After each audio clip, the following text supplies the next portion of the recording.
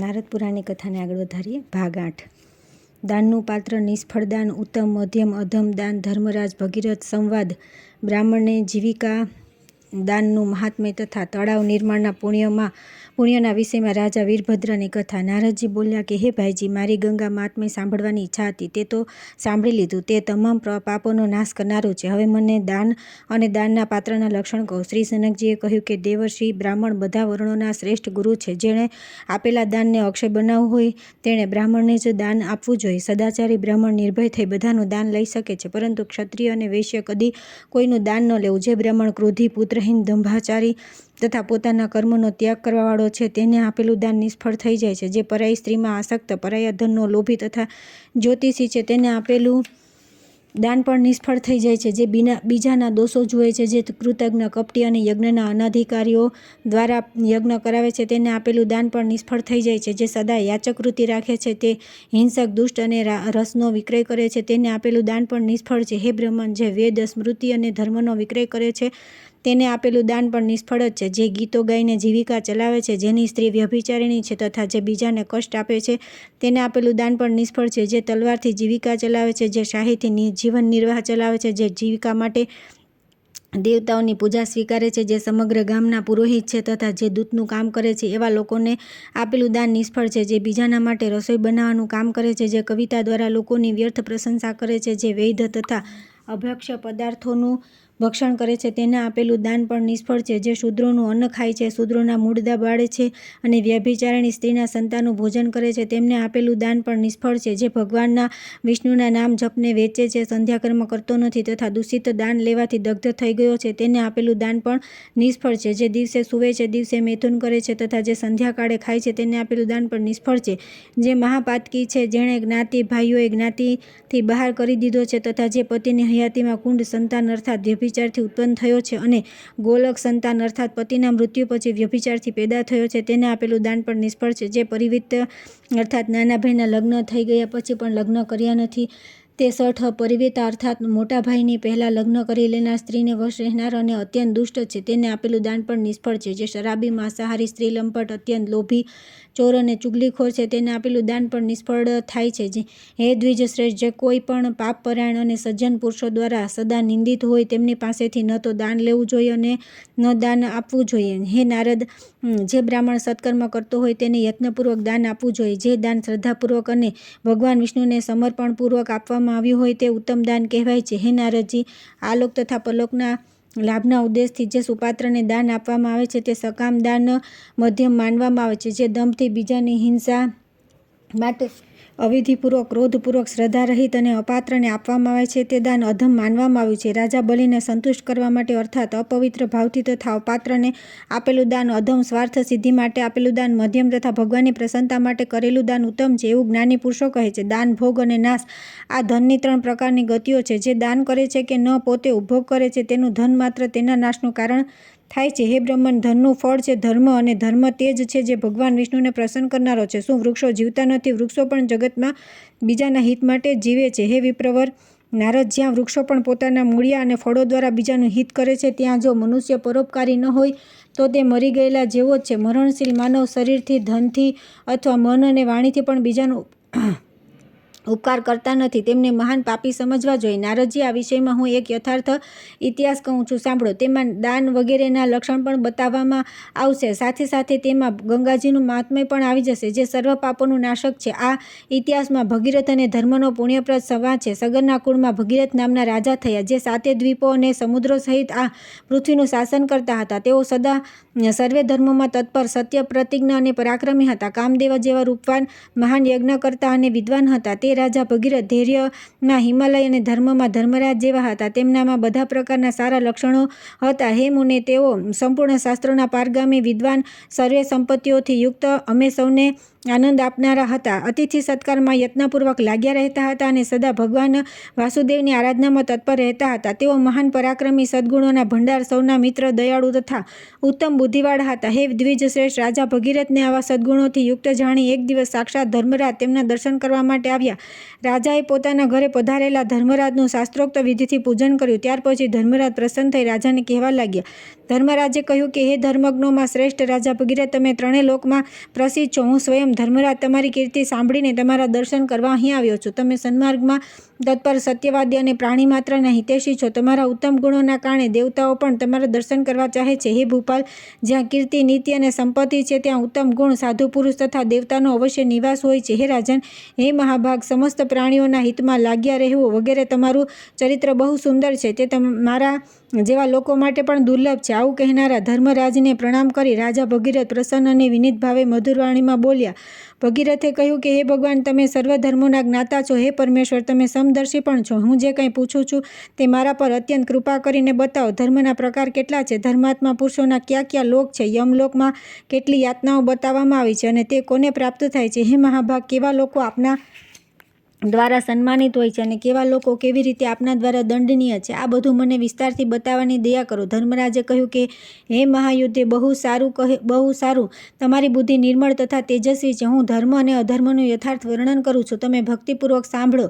ધર્મ અનેક પ્રકારના બતાવવામાં આવ્યા છે, જે પુણ્યલોક પ્રદાન કરનાર છે. એ જ પ્રમાણે અધર્મજનિત યાતનાઓ પણ અસંખ્ય છે, જેમનું દર્શન પણ ભયંકર છે. તેથી હું સંક્ષેપમાં જ ધર્મ અધર્મનું વર્ણન કરીશ. બ્રાહ્મણોને જીવિકા આપવી એ અત્યંત પૂર્ણમય છે. એ જ પ્રમાણે અધ્યાત્મ તત્વના જ્ઞાતા પુરુષને આપવામાં આવેલું દાન અક્ષય થઈ જાય છે. બ્રાહ્મણોને સર્વે દેવતાઓનું સ્વરૂપ બતાવવામાં આવ્યા છે. તેને જીવિકા આપનાર મનુષ્યના પુણ્યનું વર્ણન કરવા કોણ સમર્થ છે? જે નિત્ય સદાચારી બ્રાહ્મણનું હિત કરે છે, તેણે સંપૂર્ણ યજ્ઞનું અનુષ્ઠાન કરી લીધું. તે બધા તીર્થોમાં નાહી ચૂક્યા અને તેણે બધી તપસ્યા પૂરી કરી લીધી. જે બ્રાહ્મણને જીવિકા આપવા માટે આપો કહીને બીજાને પ્રેરિત કરે છે, તે પણ તેના દાનનું ફળ પ્રાપ્ત કરે છે. જે સ્વયં અથવા બીજા દ્વારા તળાવ બનાવડાવે છે, તેના પુણ્યની ગણતરી કરવી અસંભવ છે. હે રાજન, જો એક મુસાફર પણ પરબનું પાણી પી લે તો તે બનાવનારા પુરુષના બધા પાપ અવશ્ય નષ્ટ થઈ જાય છે. જે મનુષ્ય એક દિવસ પણ ભૂમિ પર જળનો સંગ્રહ અને સંરક્ષણ કરી લે છે, તે બધા પાપોથી મુક્ત થઈને 100 વર્ષ સુધી સ્વર્ગલોકમાં નિવાસ કરે છે. જે માનવ પોતાની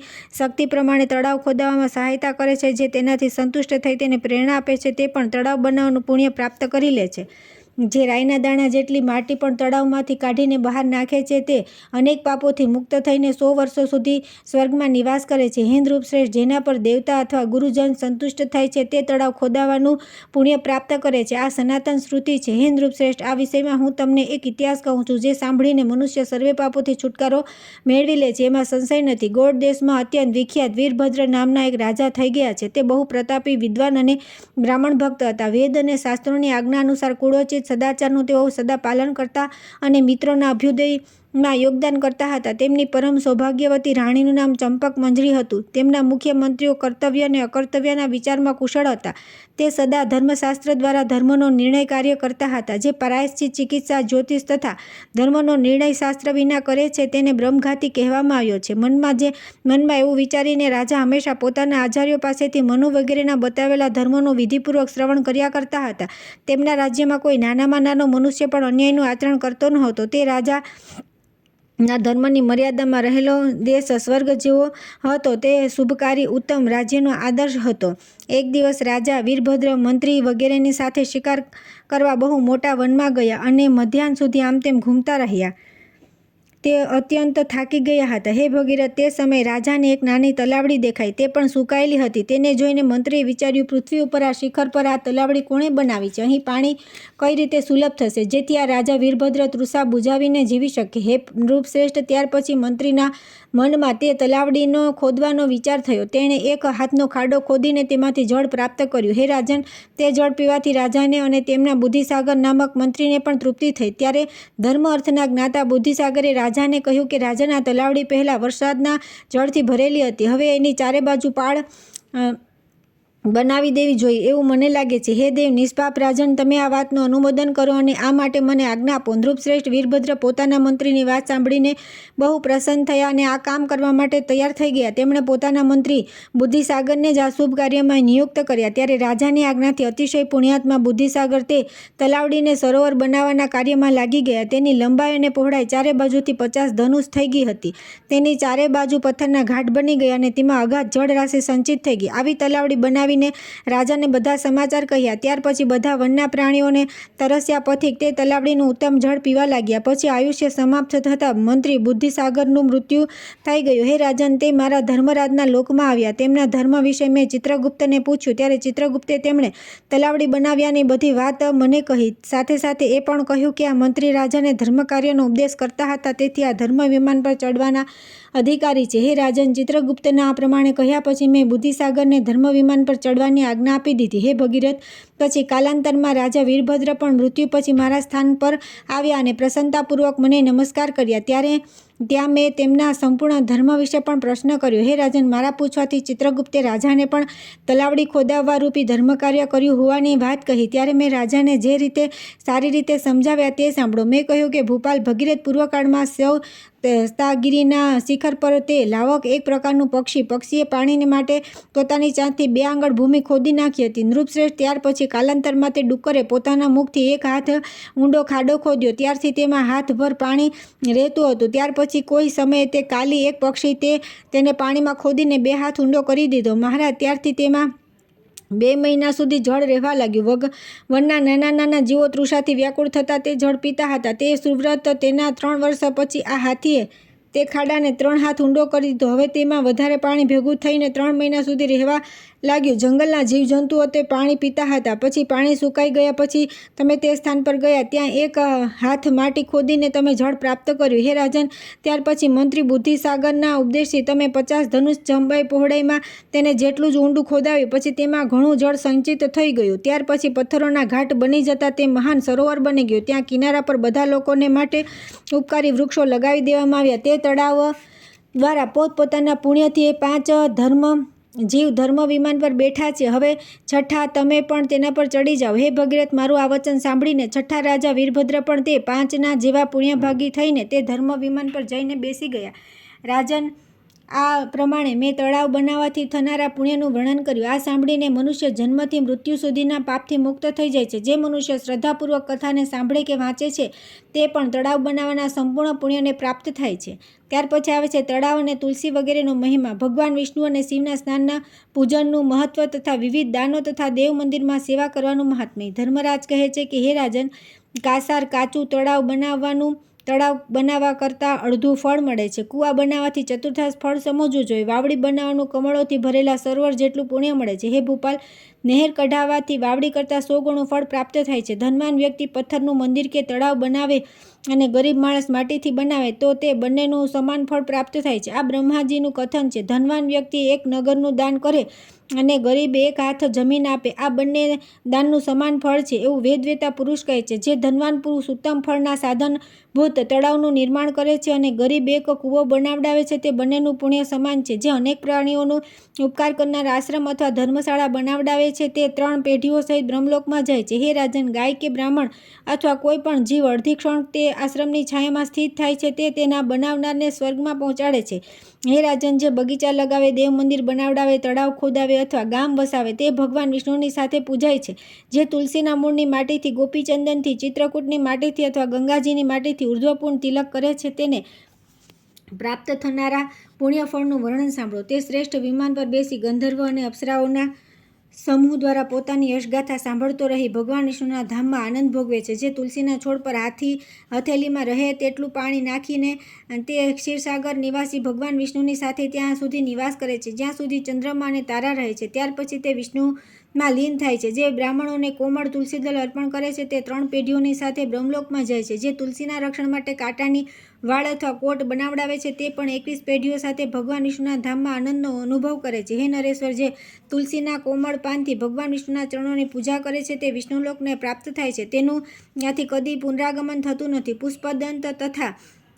પુષ્પ તથા ચંદનના જળથી ભગવાન ગોવિંદને ભક્તિપૂર્વક સ્નાન કરાવી મનુષ્ય વિષ્ણુના ધામમાં જાય છે. જે કપડાથી ગાળેલા જળ દ્વારા ભગવાન લક્ષ્મીપતિને સ્નાન કરાવે છે તે સર્વ પાપોથી મુક્ત થઈ ભગવાન વિષ્ણુની સાથે સુખેથી નિવાસ કરે છે. જે સૂર્ય સંક્રાંતિના દિવસે દૂધ વગેરેથી શ્રીહરિને નવડાવે છે તે 21 પેઢીઓ સાથે વિષ્ણુલોકમાં વાસ કરે છે. શુક્લ પક્ષમાં ચતુર્દશી, અષ્ટમી, પૂર્ણિમા, એકાદશી, રવિવાર, દ્વાદશી, પાંચમ, સૂર્યગ્રહણ, ચંદ્રગ્રહણ, મન્વાદી તિથિ, યુગાદી તિથિ, સૂર્યના અડધા ઉદયના સમયે, સૂર્ય પુષ્ય નક્ષત્ર પર હોય તે સમયે, રોહિણી અને બુધના યોગમાં શનિ અને રોહિણી તથા મંગળ અને અશ્વિનીના યોગમાં શનિ અશ્વિની બુધ અશ્વિની શુક્ર રેવતી યોગ બુધ અનુરાધા શ્રવણ સૂર્ય સોમવાર શ્રવણ હસ્ત બૃહસ્પતિ બુધ અષ્ટમી તથા બુધ તથા આષાઢના યોગમાં તથા અન્ય પવિત્ર દિવસોમાં જે મનુષ્ય શાંતચિત્ત પવિત્ર અને મૌન રહીને દૂધ દહીં ઘી અને મધ દ્વારા વિષ્ણુને સ્નાન કરાવે છે તેને પ્રાપ્ત થનારા ફળનું વર્ણન સાંભળો. તે સર્વ પાપોથી છૂટીને સંપૂર્ણ યજ્ઞનું ફળ પ્રાપ્ત કરે છે અને 21 પેઢીઓ સહિત વૈકુંઠ ધામમાં નિવાસ કરે છે. હે રાજન, પછી ત્યાં જ્ઞાન પ્રાપ્ત કરીને તે પુનરાવૃત્તિ રહિત યોગીઓને માટે પણ દુર્લભ હરિનું સાયુજ્ય પ્રાપ્ત કરી લે છે. હે ભૂપતે, જે કૃષ્ણ પક્ષમાં ચતુર્દશી તિથિ અને સોમવારના દિવસે ભગવાન શંકરને દૂધથી સ્નાન કરાવે છે તે શિવનું સાયુજ્ય પ્રાપ્ત કરે છે. અષ્ટમી અથવા સોમવારે ભક્તિપૂર્વક નાળિયેરના જળથી ભગવાન શિવને સ્નાન કરાવી મનુષ્ય શિવ સાયુજ્યનો અનુભવ કરે છે. હે ભૂપતે, શુક્લ પક્ષની ચતુર્દશી અથવા અષ્ટમીના દિવસે ઘી અને મધ દ્વારા ભગવાન શિવને સ્નાન કરાવીને મનુષ્ય તેમનું સારૂપ્ય પ્રાપ્ત કરે છે. તલના તેલથી ભગવાન વિષ્ણુ અથવા શિવને સ્નાન કરાવી મનુષ્ય 7 પેઢીઓ સહિત તેમનું સારૂપ્ય પ્રાપ્ત કરે છે. જે શિવને ભક્તિપૂર્વક શેરડીના રસથી સ્નાન કરાવે છે તે 7 પેઢીઓ સાથે 1 કલ્પ સુધી ભગવાન શિવના લોકમાં નિવાસ કરે છે, પછી શિવનું સાયુજ્ય પ્રાપ્ત કરી લે છે. હે નરેશ, એકાદશીના દિવસે સુગંધી ફૂલોથી ભગવાન વિષ્ણુની પૂજા કરી મનુષ્ય 10,000 જન્મના પાપોથી છૂટી જાય છે અને તેમને આ પરમધામને પ્રાપ્ત કરી લે છે.